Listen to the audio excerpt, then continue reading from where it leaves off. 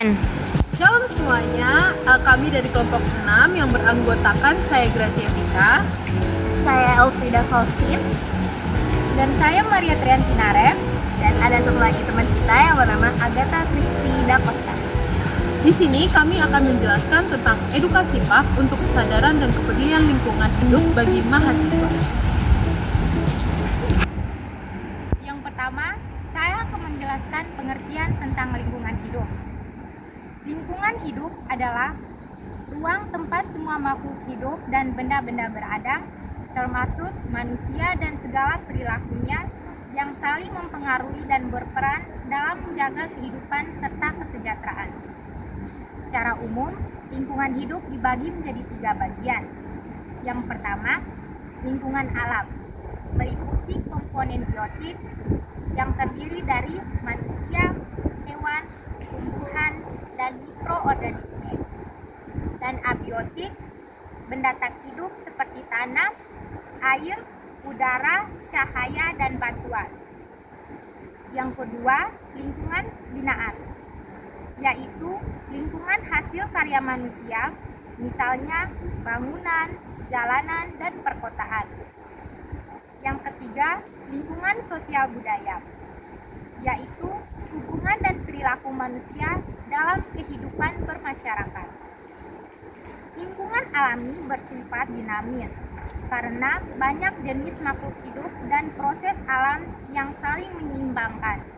Contohnya, hutan primer yang belum tersentuh manusia. Sementara itu, lingkungan buatan adalah lingkungan hasil campur tangan manusia menggunakan teknologi untuk memenuhi kebutuhan hidup.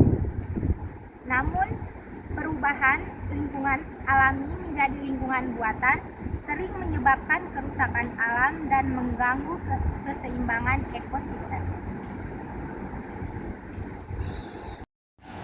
Contoh studi kasusnya adalah pertama, sampah tidak dibuang pada tempatnya. Banyak mahasiswa membuang sampah sembarangan, terutama di area taman, parkiran, dan kantin kampus. Tempat sampah organik dan anorganik seringkali dicampur tanpa memperhatikan jenisnya. Yang kedua adalah minimnya partisipasi dalam kegiatan lingkungan. Kampus sering mengadakan program bersih-bersih, penghijauan, dan pelatihan daur ulang. Namun partisipasi mahasiswa sangat rendah. Kebanyakan peserta hanya berasal dari organisasi pecinta alam atau yang diwajibkan mengikuti kegiatan. Yang terakhir adalah penggunaan plastik sekali pakai berlebih. Mahasiswa cenderung menggunakan botol air mineral sekali pakai, kantong plastik, dan styrofoam dari kantin, meskipun sudah ada kampanye penggunaan tumbler dan lunchbox pribadi. Sekarang kita masuk ke pembahasan. Menurut Kejadian 1 ayat 26 sampai 28, manusia diciptakan menurut gambar Allah dan diberi mandat untuk berkuasa atas alam. Namun kuasa ini bukan berarti manusia boleh mengeksploitasi alam sesuka hati, melainkan harus mengelola, menjaga, dan memelihara ciptaan Tuhan agar manusia dan makhluk hidup lainnya bisa hidup berdampingan dengan harmonis. Alkitab menjelaskan bahwa Allah adalah pencipta bumi dan segala isinya, dan Ia mempercayakan kepada manusia tanggung jawab untuk mengusahakan dan memeliharanya.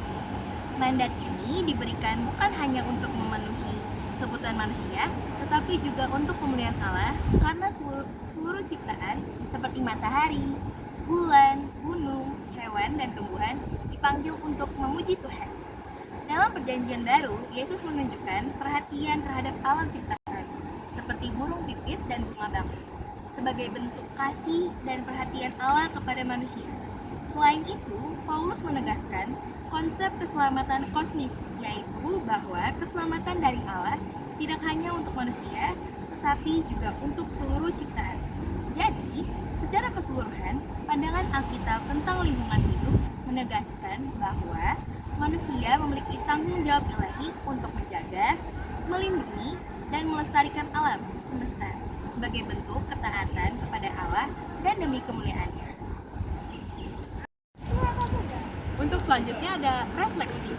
Sebagai mahasiswa, kami menyadari bahwa edukasi mengenai lingkungan hidup memiliki peran yang sangat penting dalam bentuk kesadaran dan tanggung jawab terhadap alam sekitar. Melalui kegiatan perkuliahan, seminar maupun program kampus hijau, kami belajar bahwa menjaga lingkungan ini bukan hanya tugas pemerintah atau aktivis, tetapi juga tanggung jawab pribadi sebagai individu. Edukasi lingkungan membuat wawasan kami tentang dampak nyata dari perilaku manusia terhadap alam, seperti pencemaran, sampah plastik, dan pembuangan itu.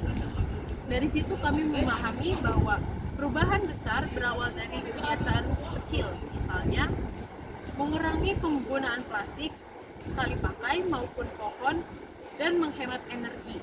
Kami juga merasa bahwa kampus memiliki peran strategis dalam membentuk karakter peduli lingkungan di kalangan mahasiswa melalui kegiatan seperti daur ulang, kebersihan kampus, dan pengolahan sampah terpadu. Mahasiswa dapat belajar menerapkan ilmu pengetahuan dalam tingkat nyata.